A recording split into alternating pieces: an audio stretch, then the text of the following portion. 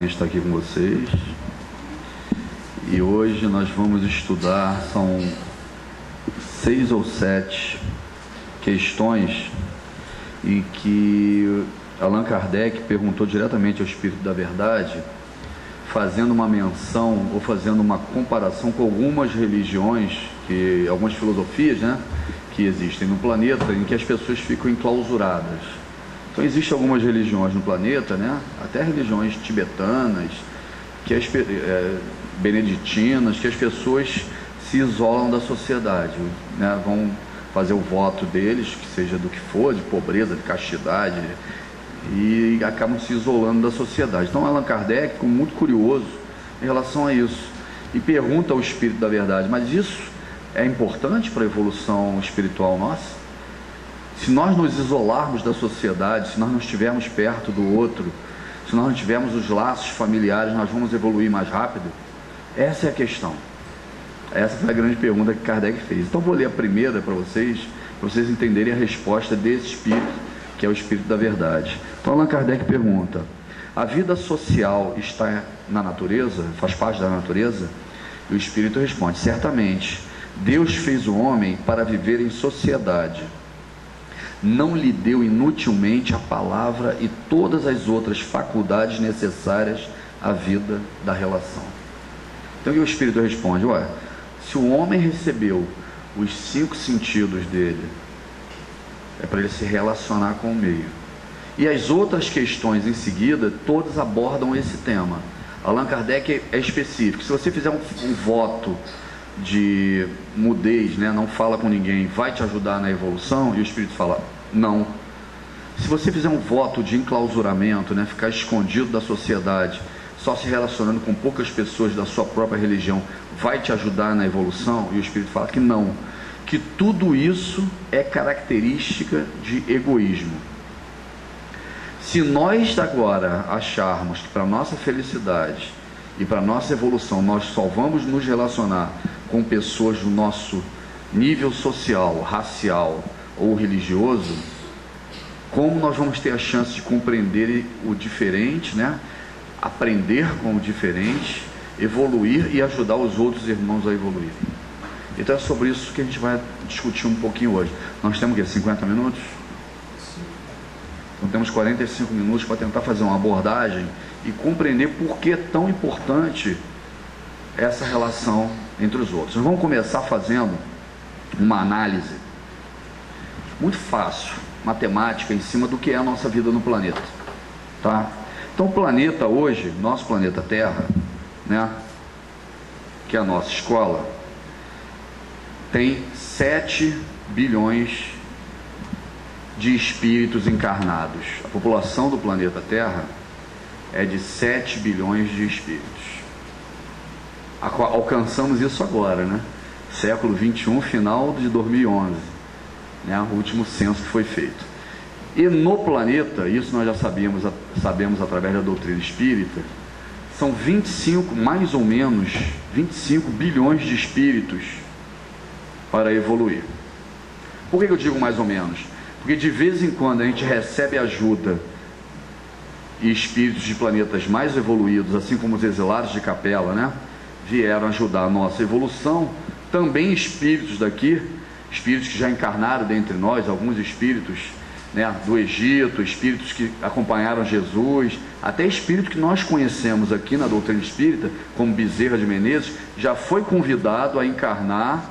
Ele não aceitou, mas ele foi convidado a encarnar em outros orbes para ajudar na evolução dele e de outros planetas. Então quando eu falo 25 bilhões de espíritos, é porque alguns vêm ajudar e outros vão ajudar a evolução ou a própria evolução em outros planetas. Mas em média, então, são quase 3 ou 4 espíritos desencarnados para cada um na carne. Isso hoje, que a população do planeta são 7 bilhões. Só que há muito pouco tempo atrás, essa população era muito menor do que nós temos agora, Era muito menor. Então, há muito pouco tempo atrás, a chance de vir na carne era um vestibular muito mais difícil que nós temos agora. Então vamos fazer uma analogia para isso. Digamos que nós nascemos numa família de 6, 7, 10 irmãos no interior do estado, ou no interior do Brasil, que era o que acontecia no passado, 10 para cada um encarnado, né? Na época de Jesus aqui na carne era mais do que 10 no plano espiritual, para ter a chance de estar aqui, porque a população do planeta era menor. Vocês entenderam essa matemática? A população do planeta hoje é 7 bilhões, são 25 bilhões de espíritos, é mais ou menos 3 a 4 espíritos esperando a chance de estar na carne. Estar na carne é colocar em prática aquilo que aprendeu, por isso que é prova, e pagar os débitos que tinha no passado, provas e expiações. No passado, no planeta primitivo, era mais difícil ainda. O planeta primitivo é aprender que meter o dedo na tomada da choque, que derrubar a panela de água fervendo queima a gente, queima o outro, né? Então vir na escola era uma coisa muito mais difícil no passado. Assim como as pessoas mais, né, velhas aqui no Brasil sabiam como era difícil ingressar numa faculdade, porque a quantidade era muito menor. Então digamos que vamos fazer uma analogia, né? Digamos que nós somos de uma família de 10 irmãos no interior do estado, no interior do Brasil. E aí não tem dinheiro para os 10 estudarem, concorda? Coisa mais normal que tem. Aí o pai junta os irmãos e as economiza e fala: olha, enquanto você vai estudar na cidade grande, os outros 9 e mais eu vamos ficar aqui trabalhando para manter o teu estudo, o seu sustento, e quando você acabar, volta para quê? Para ajudar a gente.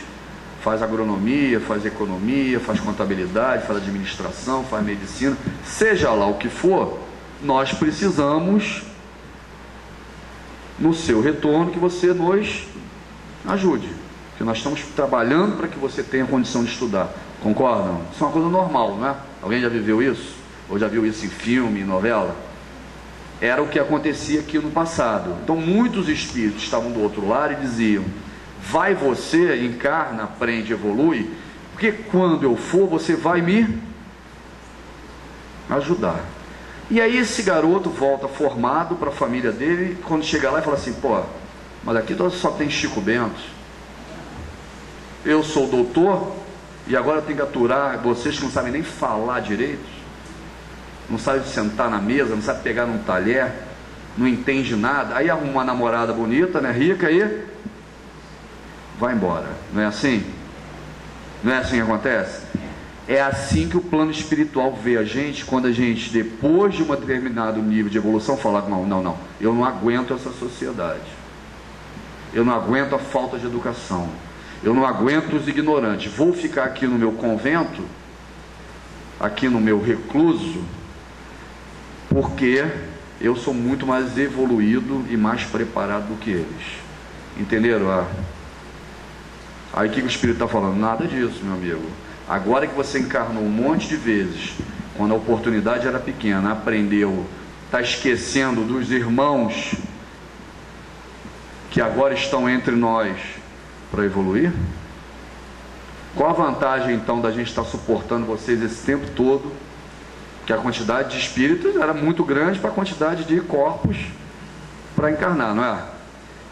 Então quem encarnou mais teve muito mais oportunidades de errar, acertar e aprender do que hoje que não encarnaram. Para vocês terem uma ideia, existe um livro que é do Arnaldo Bittencourt, se eu não me engano. Ele era amigo pessoal de Chico Xavier, e ele conta vários casos desse convívio dele com Chico Xavier.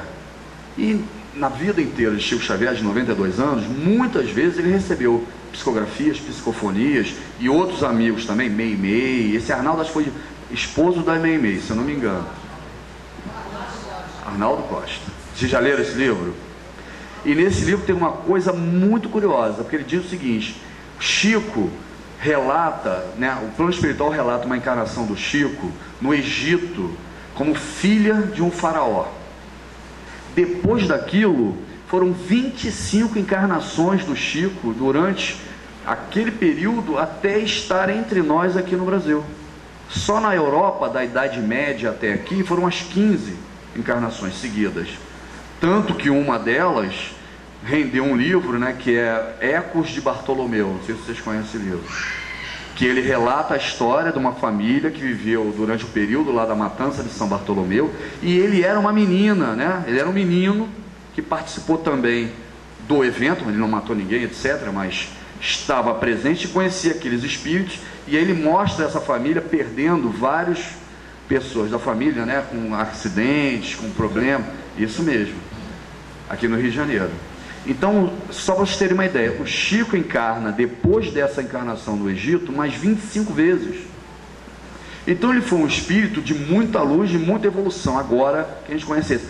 Mas ele teve muitas oportunidades de encarnar, aprender, para chegar onde chegou.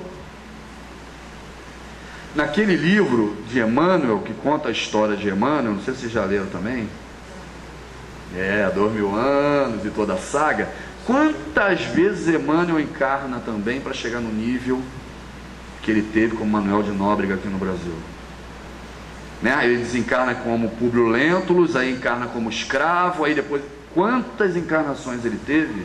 Então esses espíritos, nós que estamos agora numa casa espírita, que conhecemos a reencarnação, aceitamos ela, já conhecemos Jesus, queremos o Evangelho, discutimos com maturidade temas como esse, quantas vezes nós já encarnamos? Nós somos aqueles filhos que o pai investiu muitas vezes para ir para o jardim, primário, ginásio, e agora estamos regressando para receber os nossos irmãos que precisam aprender, que precisam evoluir, que precisam conviver com a gente. Se toda vez que alguém não entende o que eu falo, ou que eu acho que ele não tem nível ou educação para estar compreendendo aquilo, eu me isolo dele, o que eu estou fazendo com a minha família que investiu para eu estar aqui estudando? É a ingratidão do filho, não é isso? É assim que nós somos observados e chamados pelo plano espiritual toda vez que falamos, com esse aí eu não quero assunto, com esse eu não quero papo, esse vizinho não me interessa, esse marido cachaça eu não quero assunto, não é isso? Toda vez que a gente isola aquele que nós achamos que são os mais evoluídos, é como filho que foi estudar na cidade grande e volta, obviamente, mais educado, preparado, com outros modos, e olha para a família e fala, só tem cavalo chucro aqui, não quero assunto. Entenderam? É assim que o plano espiritual enxerga a gente. Todos nós nascemos, todos nós aqui nessa sala, nascemos para dar a mão para espíritos menos esclarecidos e evoluídos e trazê-los para um nível um pouquinho mais próximo do que a gente está. Não há dúvida quanto a isso. E é sobre esse tema que ele fala aqui. Se isolar num convento, na sua casa, na sua empresa, na sua família, na sua casa espírita, e lavar as mãos para o problema dos outros, porque acha que eles não merecem o nosso tempo, não tem nível, é jogar fora a oportunidade que você tinha de ajudar aqueles que te ajudaram a estudar fora o ambiente que você vivia. Tá claro até aí? Então vamos lá. Por que isso é importante? Por que isso é importante? Por que Deus faz assim? Por que essa história funciona dessa forma? Nós espíritos, o espírito é encarnado e desencarnado, né? Nós espíritos, aqui nessa sala, vou chamar de princípio inteligente. Somos a imagem e semelhança de Deus. Deus tem essa carne aqui, esse cabelinho, essa cor dos olhos? Não, né? Deus é uma energia, é inteligência suprema, causa primária de todas as coisas. É isso que todos nós nessa sala, encarnados e desencarnados, somos. A nossa essência é isso aqui. Princípio inteligente. De onde surge esse princípio inteligente? Esse princípio inteligente, ele começa a ser preparado no reino mineral. É uma energia que ela começa a ser condensada, trabalhada, por espíritos enviados de Deus, preparados por Deus para um dia ter potência suficiente de multiplicar células, de criar um corpo orgânico com cargas genéticas. Corpo orgânico, a primeira impressão que a gente tem é no reino vegetal. Essa energia, eu dou sempre o exemplo da pilha. Se nós chegássemos a 100 anos atrás aqui no Brasil, 100 anos, Chico Xavier desencarnou com 92. Se a gente 100, com 80 anos atrás, uma pilha dessa e disséssemos, essa pilha vai movimentar um brinquedo, um carro, um relógio, vai acender luzes, o cara ia falar, você é louco. Como é que próximo negocinho desse tamanho, imagina uma pilha de relógio, né? Uma bateria de relógio. Você é louco. Isso não existe. Os carros pegavam com manivela, né? Então, como é que tem energia dentro de um negocinho mínimo, que é uma bateria de um celular, né, de um relógio, de uma pilha, né, uma Duracell, um brinquedo? Olha a energia que está ali dentro. E aquela energia é gerada o quê? Por substâncias químicas, né? Você coloca substâncias dentro daquela pilha, minerais, né, e ela consegue gerar uma energia ao ponto de movimentar, acender, modificar uma série de coisas inorgânicas. Então, no reino mineral também é assim. Nós não sabemos ainda, nós não conseguimos medir isso. Existem poucos aparelhos, né? Ou poucos instrumentos que conseguem medir, por exemplo, o plutônio, que é uma energia muito forte que causa energia nuclear. Mas, em geral, nos minerais, nós não conseguimos ainda ter a percepção ou a capacidade de medir essa energia. Essa energia, ela vem sendo trabalhada, contida, condensada, para um dia ela ganhar a capacidade de multiplicar células. E ela habita um corpo orgânico. Organiza células, por isso que é orgânico. Ela vai organizando as células de acordo com a forma do bolo que cada vegetal tem. A forma do bolo, ela é trazida por onde? Gametas masculinos e femininos, carga genética. Então, o código genético daquela planta é a forma do bolo, e aquela energia vai multiplicando as células, e as células vão crescendo até formar ou uma árvore imensa, ou plantas rasteiras, seja o que for.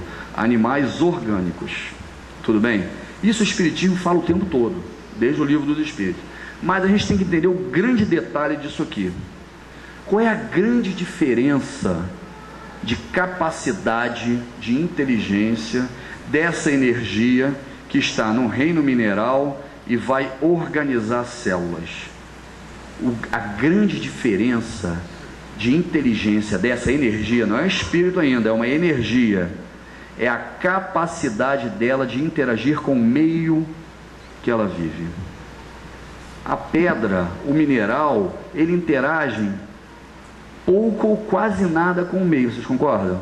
O máximo que ele faz é acumular energia, calor, é dissipar, não é isso? Ele está ali estático. A planta não.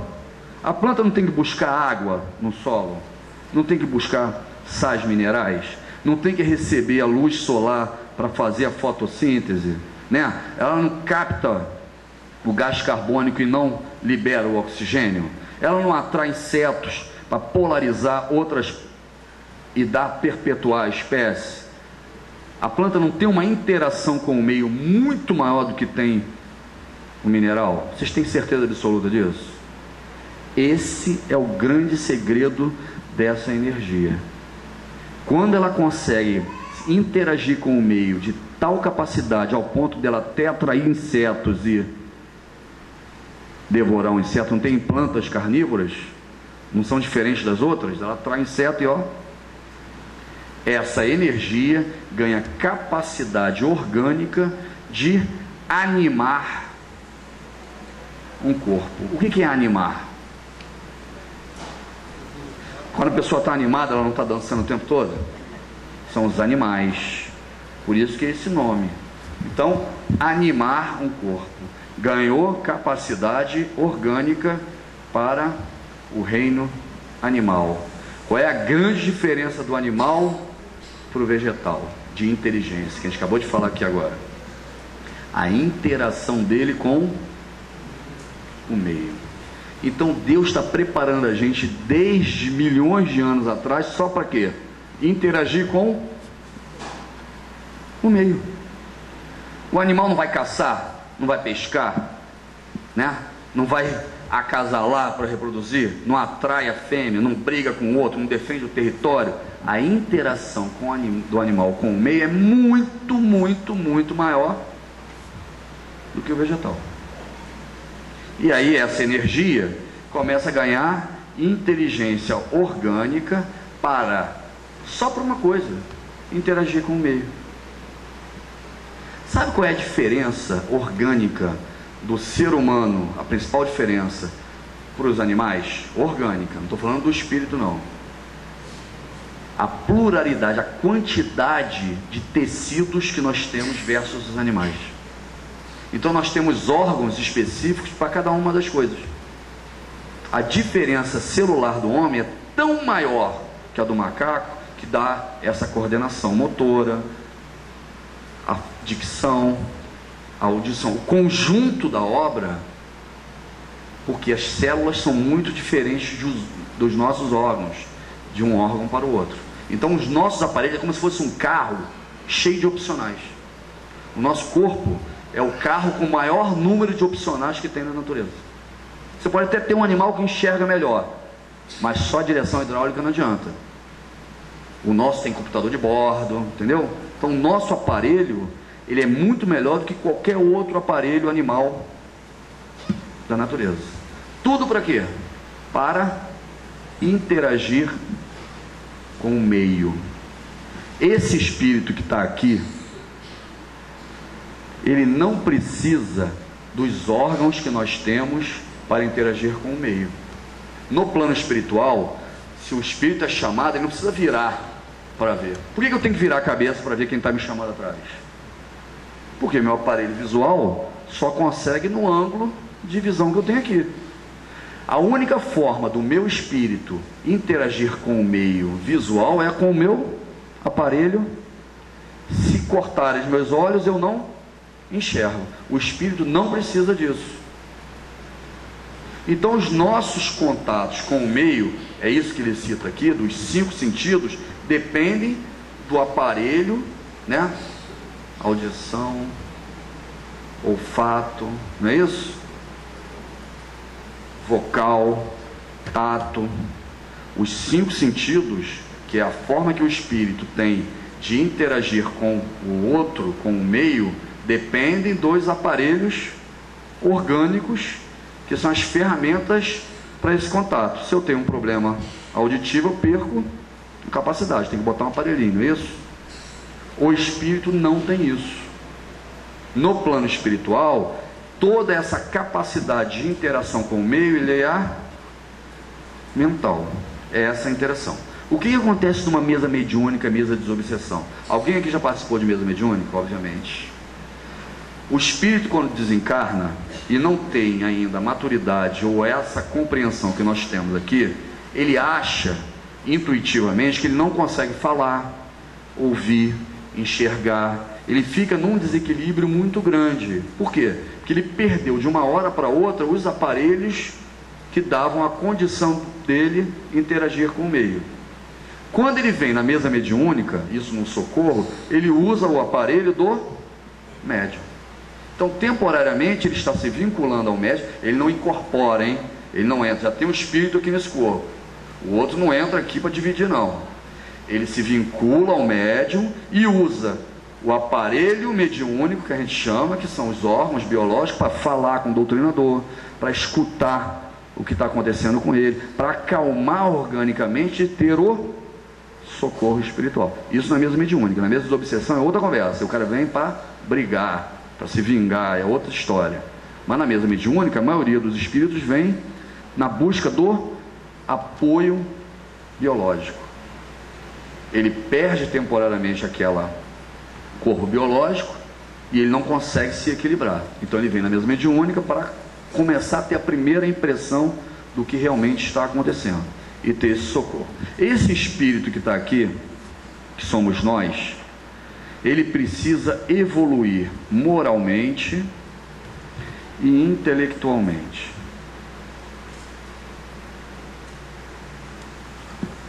tudo que nós fazemos, do momento em que fomos criados até o momento da angelitude, vou botar Jesus, é para evoluir moral e intelectual. O que é uma evolução moral? Eu aprendi a fazer o bem, a amar a Deus, a amar ao próximo. Isso é uma evolução moral. Não cometo erros, não tomo coisas que não são minhas, só faço ao outro o que eu gostaria que fizesse a mim. E o que é intelectual? Desenvolvo coisas, aprendo a falar, aprendo a me relacionar com o outro, aprendo fórmulas, ganhar dinheiro, a dividir as coisas, né, sociais. Se eu me desenvolvo só moralmente, eu não consigo mudar a sociedade. Eu posso ser um gênio, mas eu não consigo transformar todo aquele meu conhecimento em coisas que vão ajudar também a evolução dos outros, da minha família, ao crescimento. Se eu desenvolvo só intelectualmente, normalmente eu parto para ficar milionário, né? Para ter tudo para mim e não dividido para o outro. Então, em cada encarnação, nós conseguimos, com a oportunidade, desenvolver mais o moral ou mais intelectual. Quando eu venho numa condição financeira difícil, numa família com problemas, ou numa sociedade que eu tenho acesso a uma religião como essa, eu desenvolvo moral. Quando eu nasço numa família no primeiro mundo, com acesso à cultura, à educação, né, a laboratório de primeiro mundo, universidades famosas, eu desenvolvo. Numa encarnação só é possível desenvolver tudo isso para chegar na angelitude? Como que eu consigo desenvolver, depois de um determinado nível, mais conhecimento moral e mais conhecimento intelectual? Como é que a gente consegue fazer isso? Quem é o nosso exemplo, por exemplo, nessa casa? Nós acabamos de ler aqui, já citei umas 2 vezes, de uma evolução moral. Chico Xavier. Então nós só conseguimos evoluir porque o Chico Xavier abriu a vida dele para a gente. Ele não recebia todos nós lá. Eu fui ali na salinha, vi uma foto do Chico recebendo uma das pessoas aqui da casa, não é isso? Se o Chico tivesse enclausurado num mosteiro, nós íamos conseguir dar um passo a mais nessa evolução moral sem conhecer ele? Seria possível? Chico teria feito aquilo que Deus espera dele, se ele tivesse enclausurado? Muitos ficaram, hein? Muitos espíritos com evolução moral do nível do Chico não abriram o coração, a vida, a casa deles para o povo, para nós. E a encarnação é perdida? Não é perdida, mas nem se compara ao nível de conhecimento e de evolução que o Chico trouxe para todos nós. Vocês concordam? Estou trazendo um exemplo extremo do que Deus espera.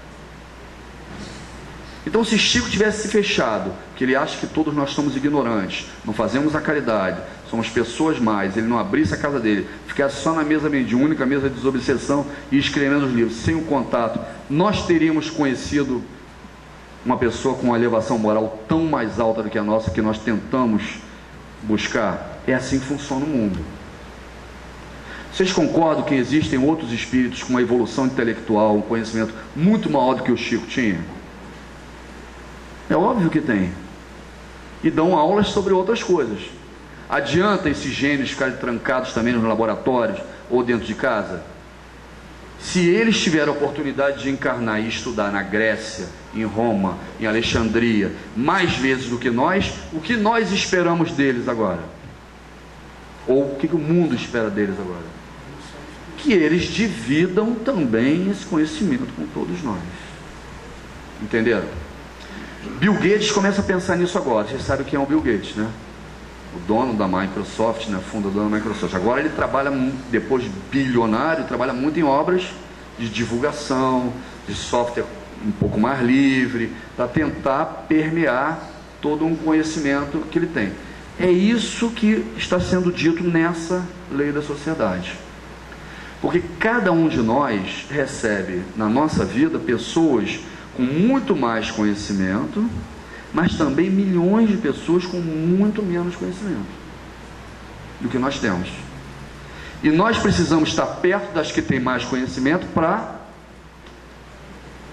nossa evolução, vocês concordam? Mas nós precisamos passar para as pessoas que têm menos a nossa evolução, porque é só assim que o planeta vai evoluir.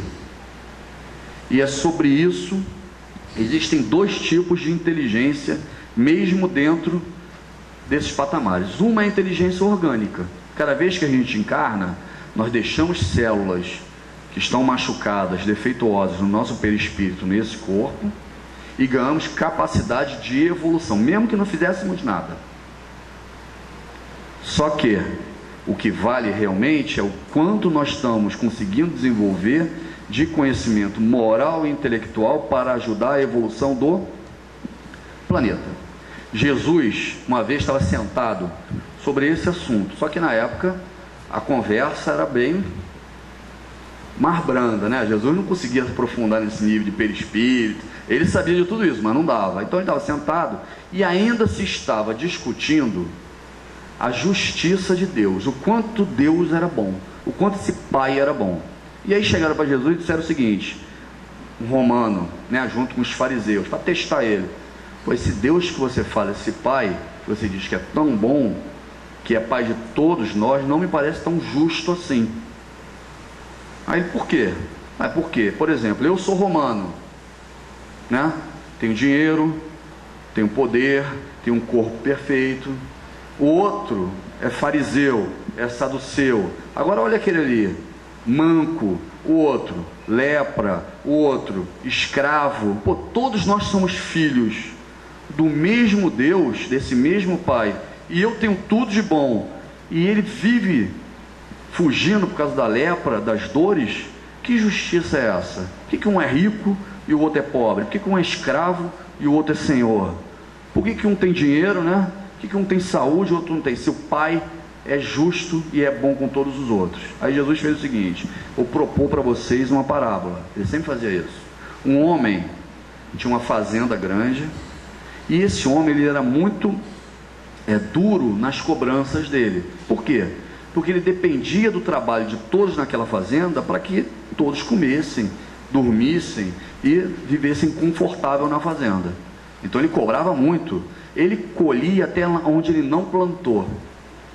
E aí Jesus diz que esse homem ia fazer uma viagem de 1 ano. Chamou 3 dos servos dele e, de acordo com as obras que os servos já tinham feito no passado, deu 5 talentos, que eram 5 moedas de ouro, para o primeiro servo. Deu 3 moedas de ouro, 3 talentos para o segundo, e deu 1 moeda de ouro para o terceiro. E falou com eles: vocês sabem que essa fazenda depende muito do trabalho que vocês vão fazer com esse dinheiro que eu estou dando para vocês, porque todos dependem desse dinheiro para sobreviver. Eu vou viajar durante 1 ano, quando voltar vocês vão me prestar conta. O primeiro pegou as 5 moedas de ouro, os 5 talentos, comprou tecidos, mirra, especiarias. O segundo pegou as 3 moedas de ouro e emprestou a juros. E o terceiro ficou com medo de perder aquelas moedas e enterrou. Quando o homem voltou 1 ano depois, chamou os 3 para prestar conta, não é isso? O primeiro falou: eu comprei tecidos, né, especiarias, aqui estão as 5 moedas de ouro e mais 5 que eu ganhei com ela. O que o homem falou para ele? Servo bom e trabalhador, né? Junte-se à minha família, banquetei conosco, porque você fez o que eu esperava de você, não é isso? O segundo falou: emprestei a juros, estão aqui os 3 talentos e mais 3 talentos. Servo bom, fiel e trabalhador, junte-se, porque era isso que eu esperava de você. E o terceiro falou: eu fiquei com medo, pois eu sei que você cobra e colhe onde nem plantou, e eu fiquei com medo de perder aquilo que você me deu. Estou te restituindo a moeda que tu me deste. O que ele falou? Servo cruel, né? Preguiçoso, fique do lado de fora. Se você sabe que nós dependíamos do seu trabalho, dos seus talentos para evoluir, por que você não usou bem? Me dá esse talento que eu vou dar àquele que mais tem, que melhor usa, e você vai ficar do lado de fora, onde há prantos e ranger de dentes. É uma parábola. Então Jesus, o que ele falou para o romano? Cuidado, você tem tudo, é são, é senhor, tem dinheiro, tem um exército a favor. Quantos talentos aquele romano tinha? Os 5. Está usando corretamente? Foi isso que Jesus falou para ele. Cuidado, que todos nós recebemos talentos. Pode ser um pequenininho, mas se você não multiplicar eles em prol do resto da fazenda, eu vou tirar até aquilo que você tem e vou dar para o outro que não é essa parábola, não tem tudo a ver com o que a gente está discutindo hoje. Nós recebemos um monte de talento, capacidade de entender a religião, de fazer voto de pobreza, voto de castidade, e aí fica preso dentro de um convento, fica enclausurado dentro de um... Qual dos 3 servos essas pessoas que não colocam em prática todos os talentos que tinham são? É aquele que esconde o que recebeu, não é isso? Se Einstein, ao invés de declarar a teoria da relatividade, colocar todas as leis que ele colocou em prática na ciência, que mudou a história da ciência, tivesse se enclausurado com medo de se expor, ou usado só para ganhar dinheiro, ele teria sido qual dos 3 servos? Então, o tempo todo, aqueles que colocam em prática, que se expõem, que correm risco e que mudam a história da sociedade, são aqueles que pegam as 5 moedas de ouro e viajam para o Oriente para comprar tecido, comprar mirra e vender. Não é muito mais arriscado você perder quando você sai para comprar, sai para trabalhar com as coisas, do que enterrar e devolver depois? Só que esses mudam a história da nossa família, da nossa cidade, da nossa casa espírita, não é isso? Do Brasil, do mundo. Então, trabalhar, ter contato, colocar em prática é exposição, é risco, mas é isso que Deus espera de nós. Espera que a gente receba aqueles filhos com dificuldade, aqueles maridos pinguço, aquelas mulheres que querem ficar o dia inteiro na praia, aquela que quer fazer o silicone, né? São esses que nós precisamos trazer para próximo e tentar dar um pouquinho desse conhecimento moral, de mostrar realmente onde é que está a felicidade, né? Como é esse trabalho, evoluir. Os filhos mais difíceis são aqueles que nós temos mais méritos quando conseguimos educar, ou pelo menos que sobrevivam até o fim, né? Porque a maioria vem com tanta dificuldade que acaba desencarnando antes da hora. Então, quanto mais difícil a prova, a relação, a pessoa que colocar no nosso caminho, mais nobre é essa tarefa. É assim que funciona. Eu repito sempre, se Chico tivesse enclausurado para não nos... né, não quero nem tocar nessa galera aí que vem aqui me visitar, encher meu saco, ficar até de madrugada, o que nós perderíamos de conhecimento, né?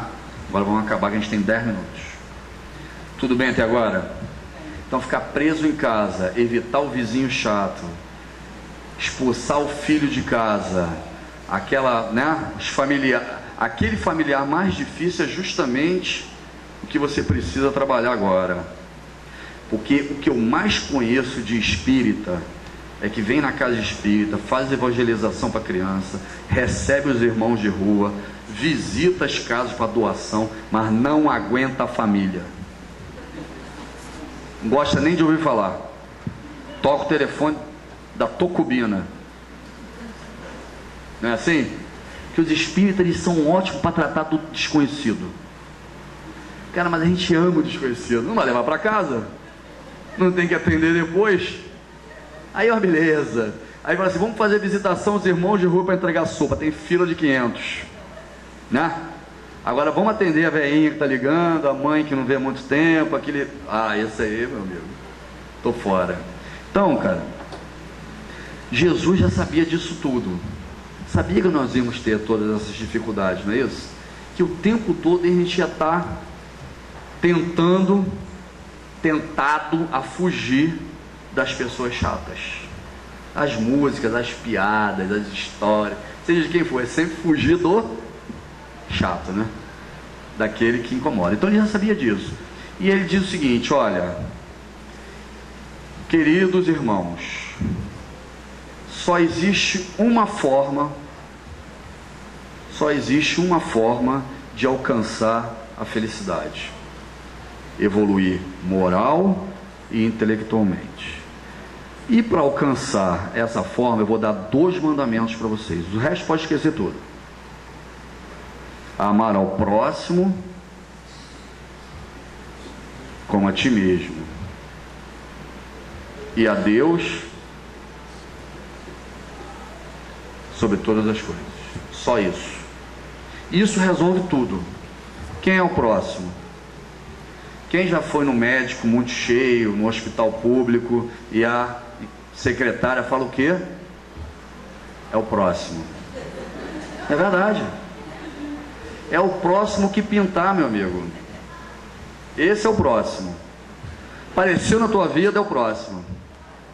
Então ele falou, você tem que amar o próximo como a ti mesmo. Que equação é essa matemática? O próximo como a ti mesmo. Isso aqui é uma balança de feira. Que equação é essa matemática? O próximo como a ti mesmo. É igual. Então Jesus falou, olha, se você não amar ao próximo como a ti mesmo, não vai alcançar a felicidade. Normalmente, nós começamos nos amando, né? Carinho da mamãe, ela diz que nós somos o mais bonito do mundo, né? A tua mãe dizia isso pra você? A minha também, ainda bem que não era a mesma. A minha dizia que eu era o mais lindo do mundo. E elas falam mesmo, elas enganam a gente. Então a gente se ama, a gente quer tudo para nós, né? Nós nos achamos tudo de bom.com.br, é o site. E aí eu tenho, eu quero, eu mereço, não é isso? E vai. Quando acontece a prova, quando vem a perda, quando vem o abandono, quando vem a dificuldade, o que eu falo para Deus? Pô, cara, tanta gente mais feia do que eu aí, tanta gente ruim, tanta gente fazendo um monte de besteira, e logo eu vou pagar. Não é isso que a gente fala? A balança cai para esse lado. A balança está muito pesada no amor próprio e não está no próximo. O egoísmo e o orgulho. Então, na primeira decepção, me revolto diante de Deus. E quando eu me revolto diante de Deus, eu fecho a minha conexão com o alto. Eu me conecto com o baixo. É que nem uma sala de aula. Está numa sala de aula, o professor está lá na frente, aí tem aquele aluno que já repetiu 5, 6 vezes a matéria, está com 16 anos na 5ª série. Qual é o sonho daquele aluno? Que todo mundo na sala fique reprovado com ele, meu amigo. Ele quer que você passe de ano? Ele é o obsessor. Aí você para de prestar atenção no professor, porque ele deu uma prova difícil e tirou nota baixa, está se vinculando com o retardatário, que quer que você fique com ele também, 25 anos na 5ª série. É assim que funciona. E aí como é que a gente faz para acelerar isso? Bota no supletivo, aí vem a prova mais difícil ainda, você é obrigado a estudar em 2 anos, que podia ter feito em 8, né? Aí a prova vem difícil. Então, investir só em você, ter um amor próprio enorme, em algum momento você vai cair. E é um passo para a depressão, para a melancolia, né? A pessoa não consegue se entender, acha que o mundo está contra ela, tudo está conspirando. É isso aqui, ó. Só penso em mim. O meu problema é imenso. O dos outros é mixaria. Ah, isso é mole. Você está reclamando disso, pô? David perdeu o gol contra o Vasco? Pois é mole, pô. O problema do outro é sempre pequenininho. E o meu é porque o amor próprio está lá, ó. Mas o contrário existe também. Ah, já estou velho, estou cansado, já dei o que tinha que dar, agora são os meus netos, meu filho, meu marido, casa espírita, ó, só penso no outro. Já acordo, durmo, não estudo mais, não aprendo nada de novo, não vou nem a médico, só no outro. Quando vem o abandono, quando vem o problema, a pessoa quer se matar, quer matar o outro porque não tem amor próprio, não vai ao médico, né? Não cuida da saúde, não evolui. Só gostar do outro atende à equação de Jesus? Não é gostar do próximo, amar o próximo como a ti mesmo? Se você não tem amor a você, não tem carinho com você, não tem cuidado com você, como é que você vai dar amor, carinho e cuidado para o outro? Você não tem? Como é que você vai dar o que você não tem? Como é que a pessoa dá o que não tem? Aí acontecem os crimes passionais, né? É abandonado, aí quer matar o outro porque não tem amor próprio. Aí os livros de autoajuda, ó, os remédios antidepressivos, psicólogos, psiquiatras, né? Por quê? Porque você está desequilibrando a balança para o outro, falta amor próprio. Paulo de Tarso, ele viveu as duas etapas numa única vida. Quando ele era Saulo, ele era tudodebom.com.br.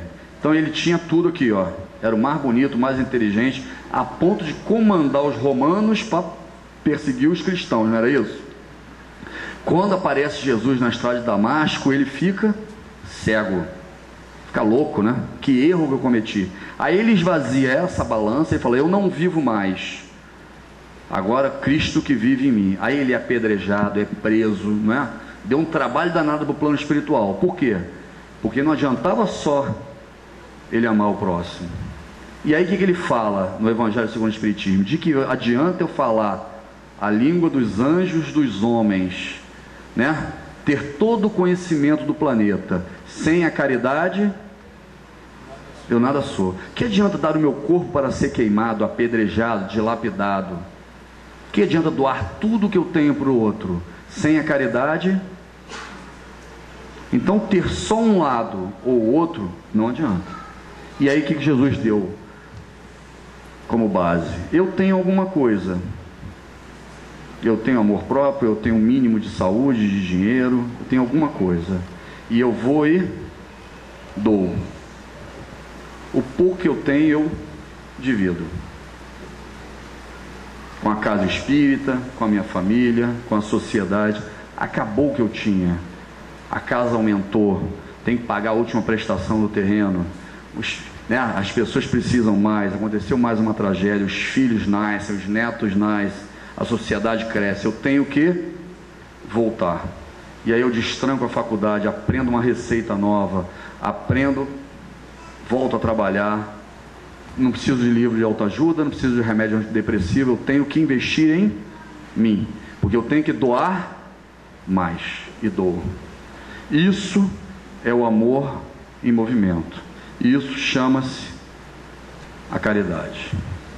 A caridade é colocar os nossos talentos, a nossa relação com a sociedade, com a família, com os amigos e inimigos, que são os próximos, em prol da evolução do outro e sua evolução.